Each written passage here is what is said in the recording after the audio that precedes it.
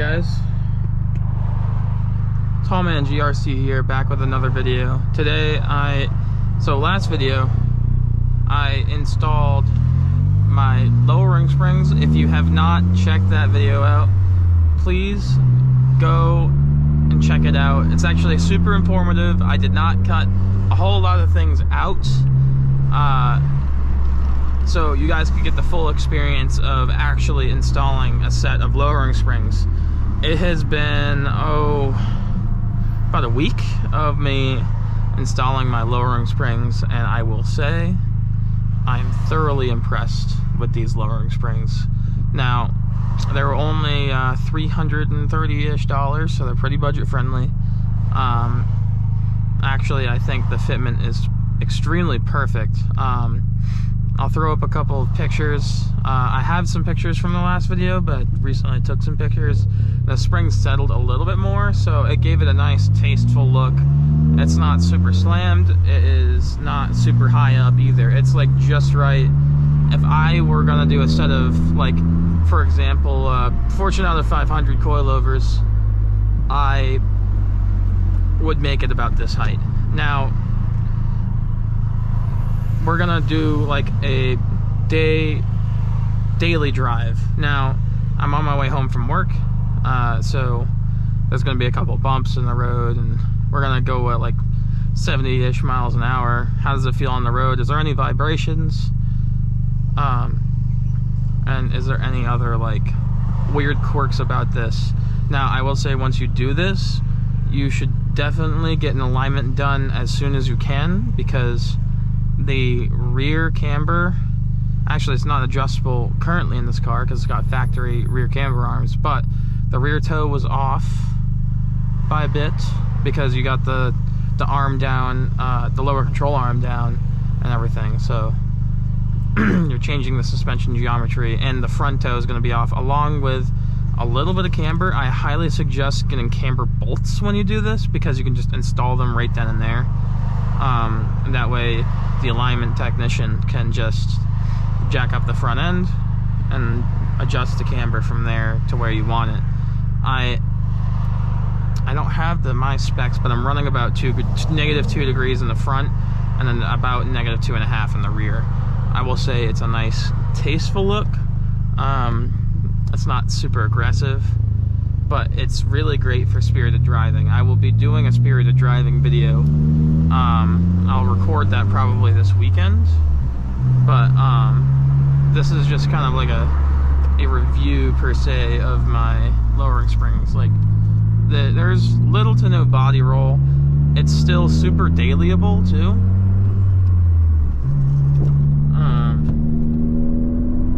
And it's just really comfy, actually. I think they're better than the factory springs, because the factory springs are really, really bouncy. And when you get a really bouncy ride, it's just not super comfortable. This is very appropriate for what this car is. It kind of feels like if you put coilovers on a Focus RS, right? The Focus RS is a very stiff ride, and I guess they stiffened it up, or they loosened it a little bit, made the ride quality a little better in the 18s, but they still said it was just terrible. And a common mod is to do coilovers to a Focus RS to help with that crappy ride quality.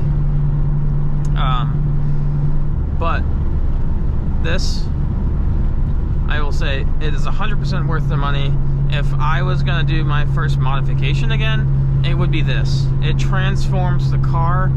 Like, it's very OEM plus. It fits like OEM. You don't have to worry about any, like, you know, new noises that might come along, like creaking or anything like that from like a cheap coilover, like, not cheap coilover, cheap lowering springs. And I will say, I had cheap lowering springs on my old Focus ST once I first got it. Alright, that guy is just sending it. Get it, I guess. Anyways, back to what I was saying.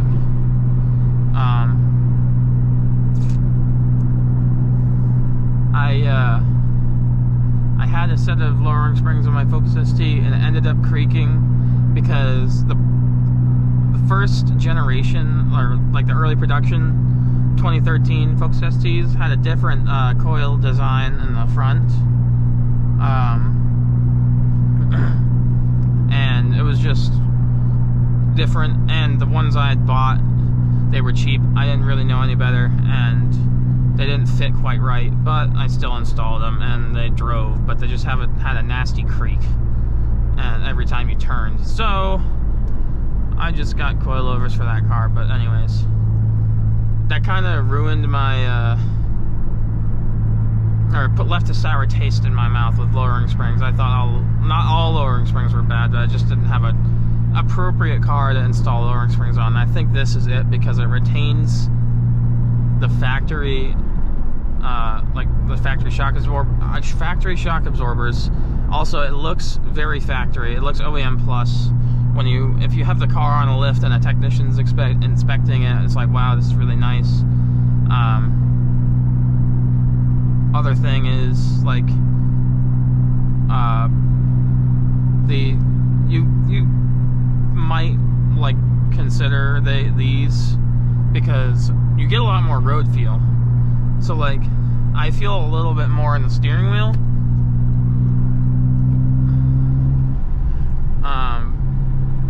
Like, you kind of feel more like the imperfections in the road with this like stiffer ride quality, although I think it's better. If you watch maybe some of my older videos, you're bouncing around a lot with the factory springs, but this is like just a whole lot better. Another thing I will point out, they fit up amazing. Dang, holy crap. That is insane. Ooh. That was a GT500. Kind of ricey, but it was nice.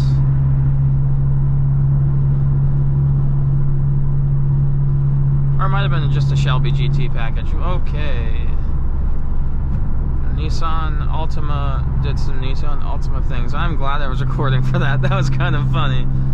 Holy crap, dude. Mustang 5.0 there. That's nice. Let's turn this air on so we can actually have some conversing. But this is extremely dayliable. I'm going 70 miles an hour and it doesn't even feel like it. It feels like factory, just lower a little bit. And also, you're not too low where you're gonna scrape everywhere. It's like really nice. I get compliments everywhere saying, hey, that's a really nice car. You know, it has a little bit more of a presence, and it looks more like a sports car / rally car that like would have been made in like the mid 2000s or early 2000s, which I think this car brings that to the table, to the modern era, and it's awesome. Like, this car was needed pretty heavily in the car scene, for sure. I do have a next modification idea. This time this video won't be copyrighted. I will do an install video, and I might make it a little bit shorter, depending, because that didn't really do too well. I don't do YouTube for money. I do it because I enjoy it.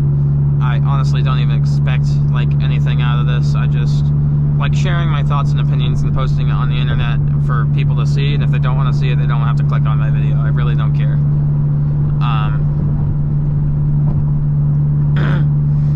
But if you guys do like the longer install videos, let me know in the comment section. Or would you rather have it like instead of an hour-long install video, would you like it like a 20-minute install video, highly edited, you know, for enjoyment purposes, I guess?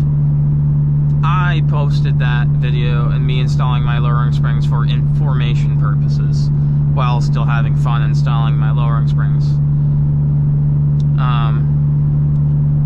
And it was quite difficult. The only difficult part was getting that strut in to line up with the factory holes and put in the studs, but that was just me being tired and I didn't eat anything that whole day. Man, this is just awesome. Hello. We have Mr. Officer Man. Oh my god, that is so funny. He just, oh my god. That is just so funny. I cannot believe it. He wouldn't even pass him. That's pretty awesome. Oh, he's gonna go by. He's gonna go fucking flying by. Oh, wow. Oh my god, that's so funny. Dude, holy crap.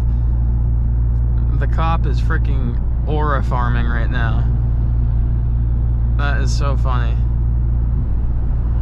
Oh my gosh. People won't pass him. I wonder if this Charger will. This is little V6. He might. I'm not gonna pass him. I know he'll hear my exhaust and go, ooh, ooh. I'm gonna pull you over.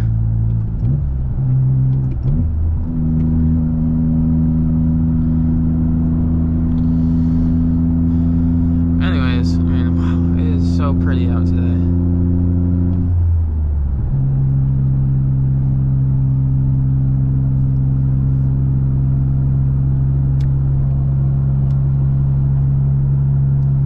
The one thing, again, back onto my topic, if you guys want to see a video, just please let me know. I will edit my video a little bit more if it makes it more enjoyable for you guys, because I know sitting through a freaking movie, it kind of ruins your attention span. But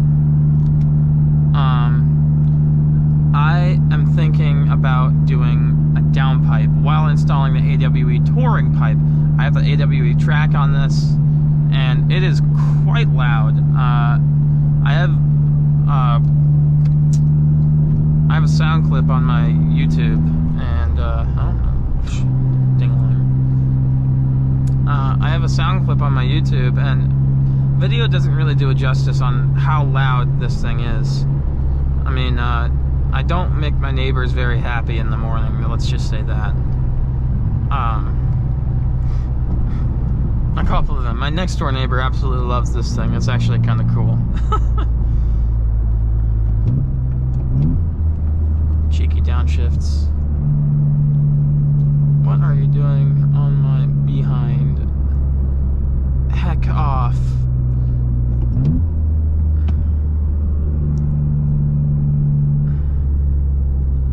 But like, once I get into this car, I feel like I have a special car now with this. It's quite nice. But yeah, I definitely want to do a downpipe. Or should I do a set of wheels and tires? I'm kind of highly debating on that, because the downpipe would make me more would enable me to make more power for sure. But the wheels are gonna look insanely good. I would love to do the NTO3s, or if you guys have another suggestion for a wheel setup, please let me know and I'll purchase that wheel setup. I'm thinking about doing a 6-element intercooler. I've been seeing that, and it's super budget friendly, and they make high quality parts, so I'm thinking that will do me pretty good. And a lot of people are saying like it performs quite well for a $500 intercooler. So I'm gonna give it a shot. Along with their 6-element charge pipes, it makes a pretty significant difference in the charge air temps, so I hear. But after that, I would probably end up doing 6 elements turbo inlet. I already have 6 elements intake already, so it just kind of makes sense. Along with, I mean, I might do the turbo inlet when I do the downpipe, because the way I'm going to install my downpipe is a lot different than other people install theirs. A lot of people install theirs from the bottom. I'm going to install it from the top. You can remove the cowl, remove a couple heat shields, and the downpipe's just right there. You don't have to remove the drive shaft. You don't have to remove that stupid heat shield that's around the transfer case area that goes to the tail shaft and all of that. But I'll show you that, guys, that process.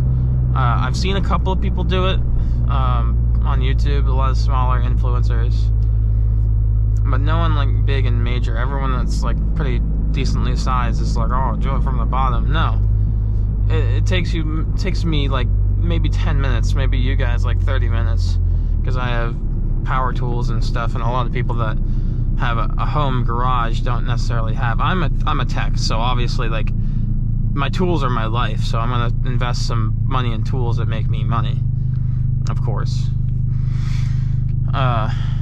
But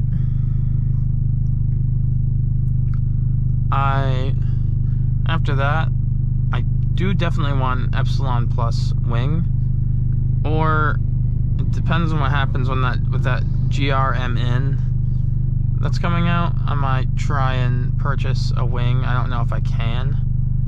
I wonder if that part number is available. I might have to check, but it probably isn't. I wouldn't imagine it's probably not available because the car isn't even out. And I bet you that wing is going to be ridiculously expensive when it comes out.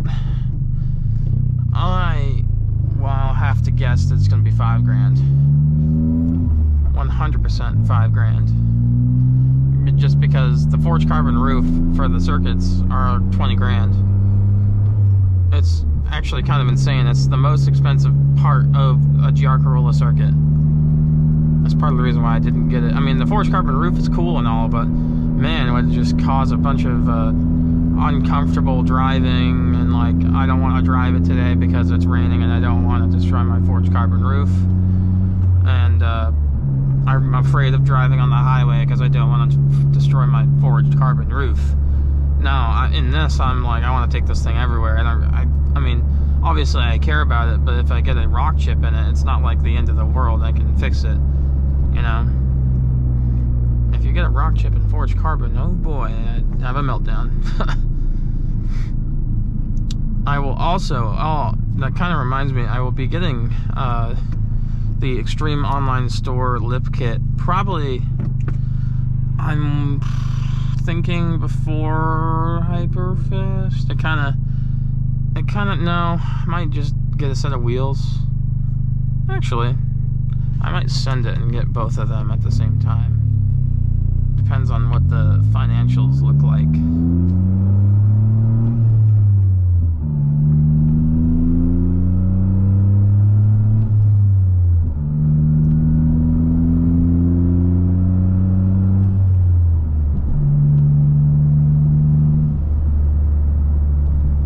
If you guys can't tell, I highly enjoy this car a lot. I mean, every time I get in it and start it up in the morning, it just brings a smile to my face. I just love it.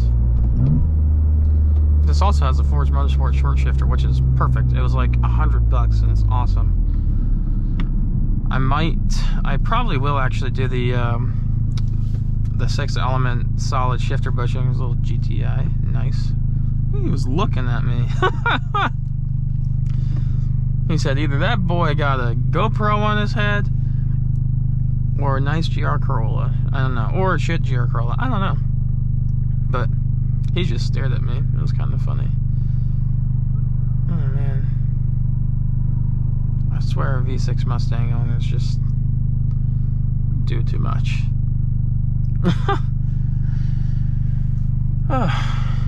Well, I think that's going to be all for this video. That's all we really had to say. But this weekend, I'm hoping I'll have a video out for you guys this weekend. I'm going to post this right now. Today is April what? It's April 8th. I'm hoping this will be posted by the 9th. I don't really have internet right now at the house, so I might do a cheeky rip. We'll see. To end off the vid.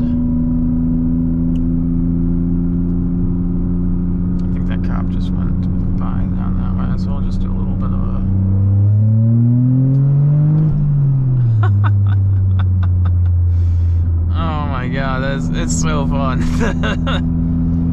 Sorry, Ultima, I did not mean to bully you.